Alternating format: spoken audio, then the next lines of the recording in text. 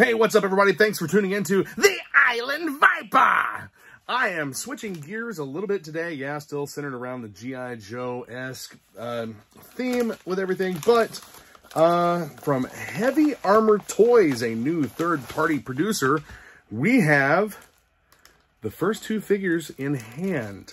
The SWAT figure, which is extremely reminiscent of Snake Eyes from G.I. Joe, and the Trooper figure, which is also extremely reminiscent of Grunt from the G.I. Joe series. We're going to break these down, check them out, see what they come with, and do a little bit of a comparison to other O-ring figures that we have. I've been staying away from buying most O-ring stuff lately. I've been focused on classified and modern and a couple other toy lines here and there, just getting a few things I like from Marvel Legends and whatnot. Customs and 3D printed stuff and third party I like. I don't really buy Black Major anymore. Probably won't buy Black Major anymore. If Heavy Armor Toys can fill that market gap and make some really cool figures, which it looks like they are, it's really good to have another competitor in that market. I know that we have the Hidden Legends Kickstarter, and those figures coming out from a group including formerly Red Laser's Army, but Red Laser's Army is no more. Those are all ninjas.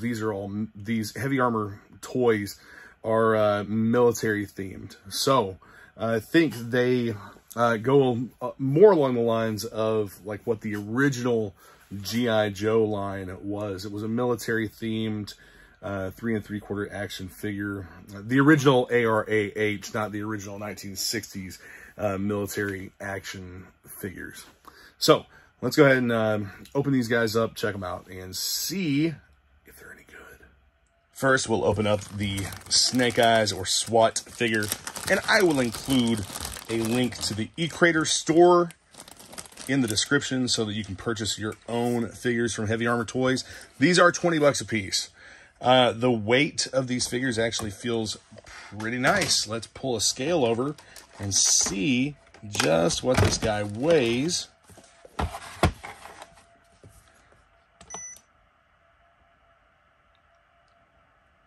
There we go. So the figure alone, no accessories, is in at 0.6 ounces. Let's see if we have something else here loose to compare that to. Here's a random older Black Major figure. Comes in at 0.5 ounces. So the Heavy Armor Toys is around the same weight as what I would say most of the Black Major and Red Laser's Army figures would be. Let's get the scale out of the way here and take a look at the accessories. We'll get back to the figure in a moment. So, accessories, you have a G.I. Joe styled laser rifle, inspired from the original G.I. Joe series. And you also have an M16, a more realistically stylized rifle for the figure. And again, these are all factory produced, injection molded. You also have a helmet that is reminiscent of the original 1982 G.I. Joe helmets. So as far as the figure goes, the head looks like Snake Eyes. You have a couple points of articulation here. The head is on a ball as well as on the neck post, which is a separate piece. This figure has a screw in the back, so it will unscrew, and we'll take them apart here in a minute and look at the inside. But you do have this additional point of articulation that would be for, I would assume that you could pop the head off. I'm not going to right at the moment, but I think that you can pop the head off and probably attach heads from modern G.I. Joe figures. Another noteworthy feature of this is the size of the head.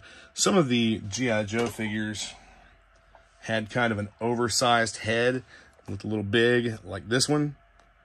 And this figure has a more proportionate head. You have the typical shoulder swivel here. The shoulder is 2 pieces with a disc and a post that mounts inside the torso. You have the swivel arm battle grip. And I know that, like, I probably shouldn't just compare these to G.I. Joes, but I mean, they're third-party G.I. Joes. That's pretty much what I see them as. But another added point of articulation is right here in the wrist. The hand rotates. It's articulated at the wrist. And the hand is also made of a different material than the rest of the figure. It's flexible. See that? You're not going to break the thumbs or the hand trying to put accessories into them. These rivets, occasionally you'll have issues where they'll be too tight or they'll be too loose. The rivet is a little bit loose, but I think that's kind of hard for a mass-produced factory figure to get perfectly right without being so tight that it's risking damage to the material. And you have the trigger finger on the right hand, as well as the swivel wrist. Let's see what we have in the legs. You have the O-ring construction here, as you can see inside there, I hope, with the T-hook. The upper legs are 2 halves that are screwed together, and you have the knee articulation, which is also typical of O-ring figures. Knees are nice and tight. This is overall, except for like a couple of loose joints, overall, everything with this figure feels really high quality. It feels really nice. I've bought some other third-party figures in the past and posted videos on those that had a lot of problems right out of the package, like figures literally falling apart. I think that you can look back through my videos and see where I opened a package of Black Major figures and they literally fell apart. They had big thigh gaps, gaps in the torso, and the quality was just all around very, very low. And those were, you know, they cost a premium. But this, there's no thigh gaps. The fitment of all of the pieces is really, really nice. And there is a spot for a backpack. That's what the screw hole would double for, is a backpack. But he did not come with one.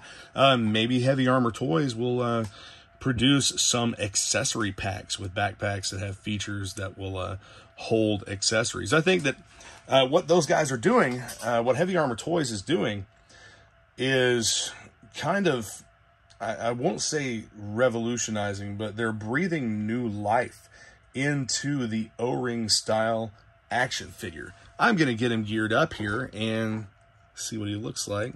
So the helmet is not tight by any means. It's not necessarily just going to fall off, but it's not tight, which that can be a good thing. I wouldn't want it to be so tight that you wouldn't be able to remove it or put it on easily. It might help to put a little bit of like blue sticky tack in there, just if you wanted to have the helmet on.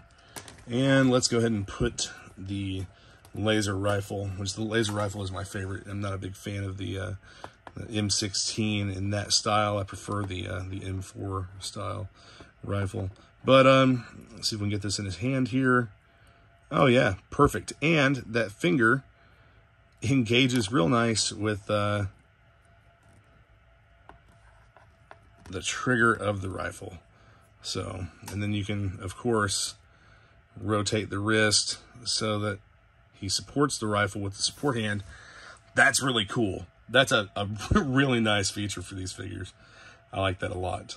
All right, so we'll set him aside and go ahead and open up the soldier figure, the one that appears to be inspired by G.I. Joe's Grunt. Now, no paint apps on the SWAT figure at all.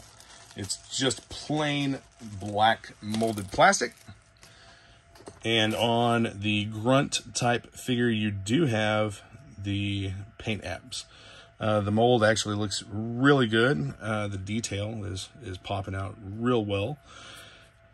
As you can see, same type of construction, the screw back, same articulation in the hands, the legs, arms, and the head.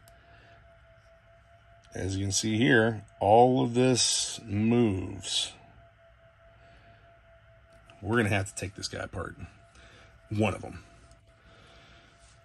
And he comes with the same weapons. He comes with an M16. He comes with the laser rifle. And he also comes with the same helmet as the SWAT figure. And the helmet is molded in green plastic, the same as the body for this figure.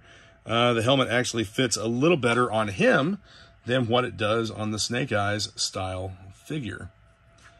So you do have this articulation. Joints, same points of looseness as the Snake Eyes style figure. The body construction on these two is the same. It's just a different head. And of course you have the different molded color and paint apps. You have the matte paint app here. The lower legs and the boots are very, very reminiscent of 82 G.I. Joe. And you can see that the back of the figures is also exactly the same. It's amazing what you can do with a little bit of colorway change and a different head on a figure. It completely changes everything about the figure. So I'm going to grab a screwdriver here real quick and start the disassembly process of one of these figures. It is a Phillips screw in the back. Yeah, I know my screwdriver has seen better days. That's a pretty tight screw. I want to be sure not to over tighten it when I disassemble or when I reassemble.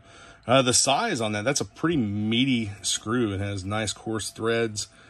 Let's go ahead and see if we can pop this apart here. Yes. O-ring seems to be kind of tight. It's a big thick O-ring. And you have the same style swivel ball as the ball neck as the older G.I. Joe figures. Let's see if we can pop this off. It might not actually be made to pop off, but we'll give it a shot here. It's not coming out. I think that it probably would. Did you hear the snap? I think that it probably would come out if you were to heat this up with some hot water, but it's definitely a ball that snaps up inside the head. And of course, get that waist off there. Give you a close up of that piece. The molding and everything's really nice on these. The quality surpasses what I would have expected from a third-party O-ring figure. I hope they maintain that because the quality of this, the fit and finish on everything is much, much better than what you will see coming out from other third-party manufacturers of basic O-ring figures. And that's what I include. That's what I consider manufacturers like Black Major to be. It's like a basic O-ring figure. They use, you know, they'll take one mold and they'll make a bunch of different colors of the one mold and whatnot. Strike Force Alpha is also an O-ring style figure, and some other companies are making O-ring style figures to go along with modern stuff that they're releasing. The Strike Force Alpha figures are a completely different animal altogether, even though they do share the O-ring type of construction. I've gotten to see some factory samples from those figures, and they are, the fit and finish of those figures is parallel to this. So I'm not going to break him down any farther than that, but I'm going to go ahead and put him back together and get him in a display case.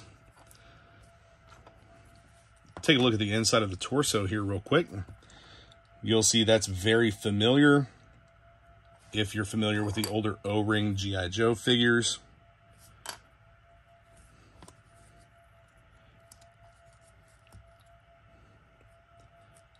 Several points of contact here.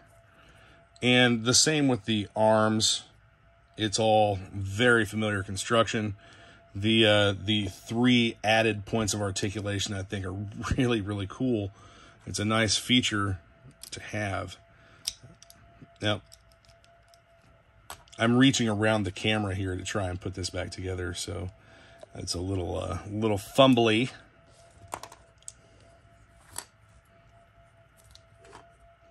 And I'm sure parts would interchange between these two since they do share the same body. There we go.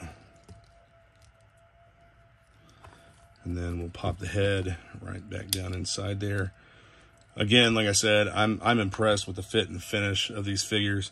Even with some slightly loose joints, there are ways to take care of that. tighten those joints up. There's a product called Kiki. I think some people use like a clear nail polish in the joints. I'm going to put that screw back in, get it nice and snug, not over tight. I don't want to damage anything. Yes, I do have another G.I. Joe head here that I could see if it fit, but I don't really care about doing that. Do I have this in backwards? I don't think so, but the head does swivel on that 360 degrees. So, but there you have it. Heavy Armor toys. I'm going to get them packaged up and hung on the wall. Here is what they look like in the cases, and there is paint detail on the face of the grunt style figure. Those classic style G.I. Joe card backs on the or in the clamshell cases. I'll definitely buy more of these figures. I think that they did a good job with them. The quality is pretty much where it needs to be, in my opinion. If you look up here, you can see the sailor with the laser rifle. It's a very similar laser rifle that these guys come with. So anyway, quick look around the room. I've done some rearranging here and there, and I've got way too much stuff crammed in some spaces, but that's okay. Gotta have it all. Thanks for tuning in to The Island Viper. Nothing bad to say today. Anyway, be sure to hit the subscribe button, the notification bell, and tune in for more videos. I've got more stuff coming to you, more non-G.I. Joe or G.I. Joe inspired stuff. I have some Action Force figures, some Marvel Legends, and of course, classified G.I. Joe coming up as well. So, see you all soon.